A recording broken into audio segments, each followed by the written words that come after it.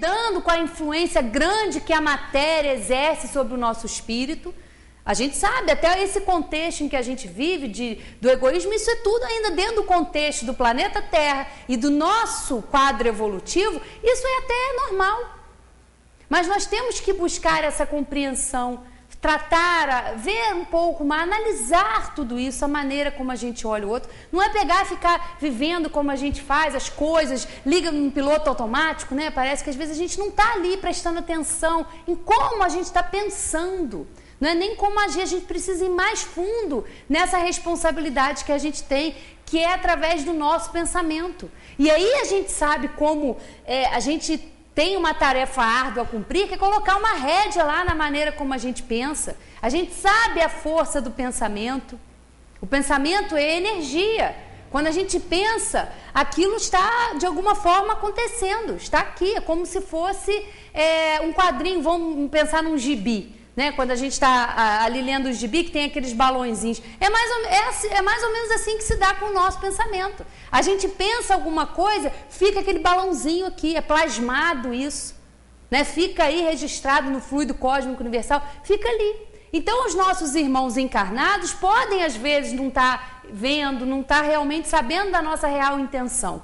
Mas os nossos irmãos desencarnados estão ali, lendo esses diálogos, lendo tudo isso que se forma através do nosso pensamento. E eles nos conhecem e muitas vezes se aproximam de nós, nos causando aí influências mais, não porque são maus, são criados para ficar ali nos perseguindo, não, porque nós os atraímos com os nossos pensamentos, com a nossa maneira de pensar. Então, olha a nossa responsabilidade. Responsabilidade essa muito maior do que aquele irmão nosso que não sabe disso tudo, não sabe como isso se processa. Então é importante, a doutrina espírita, o tempo todo, ela nos chama a responsabilidade de como proceder, de como agir com o nosso semelhante. E são os nossos desafetos, os nossos inimigos, eles são muito importantes na nossa vida. Porque os amigos, muitas vezes, passam a mão na nossa cabeça, né, nos afagam lá, falam o que a gente quer ouvir. Mas os inimigos, aqueles que são ali colocados no nosso caminho, para nos orientar, para fazer com que a gente faça um balanço, eles são muito necessários, assim como os inimigos, assim como as circunstâncias em que nós vivemos, que nós estamos ali na dificuldade. É esse o momento importante para a gente colocar em prática tudo isso que a gente aprende, tudo isso que a gente tem que combater, que é esse egoísmo, esse culto à personalidade, a achar que a gente é mais importante do que o outro. Não, nós somos todos irmãos, somos filhos do mesmo Pai e somos criados simples e ignorantes, e é dado aí através do nosso desenvolvimento, do nosso livre-arbítrio, essa melhora que cabe a cada um de nós. Então é importante a gente compreender tudo isso. 914. Estando o egoísmo fundado no interesse pessoal, parece difícil extirpá-lo inteiramente do coração do homem. Chegamos a isso? E a resposta dos espíritos: à medida que os homens se esclarecem sobre as coisas espirituais, dão menos valor às materiais. Em seguida, é necessário reformar as instituições humanas que as entretêm e excitam. Isso depende da educação. E a gente vê aqui que a gente realmente está vivendo, claro, que sob uma influência muito grande da matéria. Mas a doutrina espírita já vem nos falar quem nós realmente somos. Nós somos espíritos que estamos aqui ocupando corpos para desempenhar as nossas funções, desenvolver a nossa inteligência, desenvolver o nosso livre-arbítrio, escolhendo o melhor entre o bem e o mal. E isso é muito importante, porque a gente começa a olhar, é importante, claro, a nossa encarnação aqui, a nossa estada no planeta Terra, por mais que às vezes a gente não queira, por mais que às vezes a gente seja resistente, eu não queria, tanto problema, muita coisa para administrar, mas é necessário. E abre os nossos olhos, porque nos mostra, vocês estão aí, vocês não são da Terra. A Terra é uma escola, é uma estada temporária que vocês estão aí matriculados para desempenhar as atividades de cada um, que são próprias a cada um de nós. E isso essa erradicação desse egoísmo depende muito da educação. E os espíritos nessa resposta aqui falam, isso depende da educação. E o nosso mestre querido Allan Kardec era um pedagogo, era um educador, sabia da importância da educação, mas não só dessa educação do banco escolar, essa educação intelectual, mas uma educação que visa melhorar o homem, que visa moralizar o homem. E num comentário aqui de Kardec, depois da questão 917, que nós vamos chegar lá, ele fala o seguinte: não essa educação que tende a fazer homens instruídos, mas a que tende a fazer homens de bem. A educação, se for bem compreendida, será a chave do progresso moral, quando se conhecer a arte de manejar os caracteres, como se conhece a de manejar as inteligências. Poder-se-á endireitá-los da mesma maneira como se endireitam as plantas novas. E a gente vê a importância da educação. Domingo, a nossa irmã Sueli falou da criança. Hoje nós estamos aí comemorando o Dia das Crianças. Como é importante observar isso, entender que os nossos pequeninos são espíritos que estão vindo com um acúmulo de qualidades, com um acúmulo de paixões. E cabe à educação, cabe especificamente ali mais diretamente ao pai e à mãe, educar aquele espírito, ajudar aquele espírito no seu desenvolvimento, porque a criança, ela não é uma folhinha em branco. O que os pais dão à criança é um material genético. Agora, a educação também tem que estar aí nesse meio e é muito importante. É olhar aquele pequenino desde lá do berço, quando ele começa o seu desenvolvimento, observar um egoísmo ali muito forte e através da educação, através do exemplo. Não adianta falar para a criança uma coisa e fazer outra. A criança aprende pelo exemplo.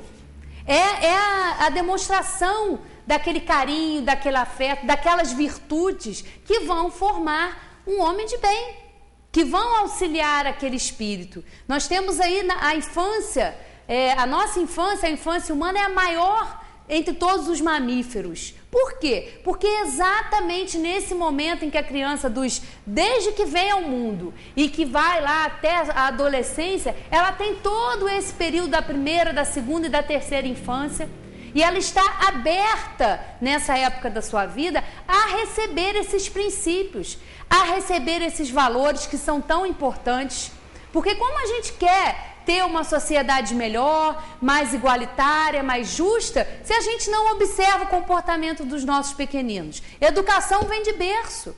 É importante, hoje a gente vê em muitos casos a negligência da instituição familiar, porque relega a terceiros a responsabilidade de dar princípios àquela criança. Ela tem dificuldade de receber os limites que são necessários dentro de casa. E muitas vezes os pais aí colocam na mão de terceiros, do colégio, ou de creche, ou de babá. Essa função que é a função dos pais, muito importante. Porque a criança precisa de um meio de harmonia, de equilíbrio, para se desenvolver, para quando chegar na adolescência, que é um período conturbado, porque o espírito ali, ele tem a total ciência do que ele veio, ele começa, aflora realmente ali as suas tendências, ele já durante a sua infância ter recebido esses valores que vão poder ajudá-lo. E a gente também vê o contrário, não é só quantas vezes os pais são responsáveis, olham por aquela criança, educam, e o espírito mesmo assim, às vezes realmente se envolve com o que não deve, entra aí no mundo das drogas e fica desorientado e perdido. Os pais fizeram o seu papel, mas aquele espírito ainda tem muita dificuldade em vencer aquilo ali. Mas o papel foi feito. Então é importante, num dia de hoje, a gente prestar atenção nos nossos pequeninos. E as crianças de hoje são muito mais ligadas. Elas já são pequenas e já estão ali mexendo em informática, já sabem mexer no computador, mexer num celular. coisa que às vezes a gente se enrola, elas estão tirando de letra. São crianças, são espíritos que estão surgindo mais desenvolvidos em inteligência, mas precisam também do desenvolvimento moral. Porque a inteligência sem a moral, a gente não sai do lugar. O espírito precisa de duas asas para alçar o voo. É a asa intelectual, que a gente adquire através da educação, do desenvolvimento da inteligência, mas precisa da asa da moralidade, das virtudes. Então, ensinar, sim, para as nossas crianças que é importante ser honesto, é importante trabalhar essas virtudes, que ele não pode roubar a borracha do coleguinha ali, porque mais lá na frente, se hoje ele rouba aquela borracha e ninguém chama atenção, ninguém mostra para ele que isso é errado, que isso não se deve fazer, mais tarde ele vai aí se transformar num adulto que cresceu sem limite, sem regra, e que talvez entre aí para a política e seja aí um corrupto. Quem sabe? Ninguém nasce assim corrupto, né? As pessoas vão passando pelas experiências. Então é importante a educação, mas essa educação abrangente, que forma, que ensina e que passa para os nossos pequenos esses valores éticos e morais. E a gente não pode achar, porque às vezes a gente fica no mundo e vendo noticiário, a gente é bombardeado por tantas notícias, que a gente acha que ser honesto está fora de moda. Não é. A honestidade, a fraternidade, a caridade nunca estiveram, nunca estão e nunca vão estar fora de moda. São princípios que nós precisamos conservar, que nós precisamos passar para as nossas crianças se a gente quer um futuro melhor, se a gente quer um bom médico, se a gente quer um bom profissional, para exercitar todas essas atividades. Sendo o egoísmo, 915, sendo o egoísmo inerente à espécie humana, não será um obstáculo permanente ao reino do bem absoluto sobre a terra? É certo que o egoísmo é o vosso maior mal, mas ele se liga à inferioridade dos espíritos encarnados na Terra e não à humanidade em si mesma. Ora, os espíritos se purificam nas encarnações sucessivas, perdendo o egoísmo, assim como perdem as outras impurezas. Não tendes na Terra algum homem destituído de egoísmo e praticante da caridade? Existem em maior número do que julgais, mas conheceis poucos, porque a virtude não se procura fazer notar. E se há um, por que não haverá 10? Se há 10, por que não haverá 1000 e assim por diante? E olha essa frase aqui, porque a virtude não se procura fazer notar. E é fácil a gente observar isso. A gente parar para assistir a um noticiário de 1 hora, 90% praticamente das notícias é só tragédia, é só desgraça. E às vezes uma notícia boa se perde no meio ali desse turbilhão. Então a gente acaba entrando nessa coisa. Por quê? O bem, ele é tímido. Os espíritos já dizem isso. Por que o mal prevalece? Porque o bem é tímido. Porque a gente acaba achando que ser desonesto, ser corrupto, é o normal. Se o outro faz, por que eu também não vou fazer? É o egoísmo que impera, principalmente num planeta como o nosso. Cada um vendo o seu lado, cada um vendo. Farinha pouca, meu pirão primeiro, não é assim que a gente escuta?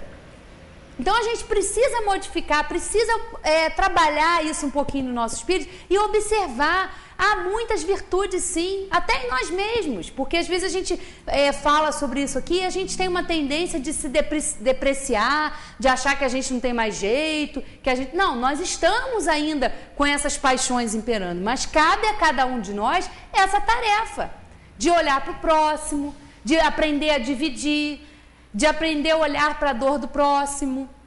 Por isso que a dor, ela é importante num planeta como o nosso, no estágio em que nós estamos, porque a dor nos iguala.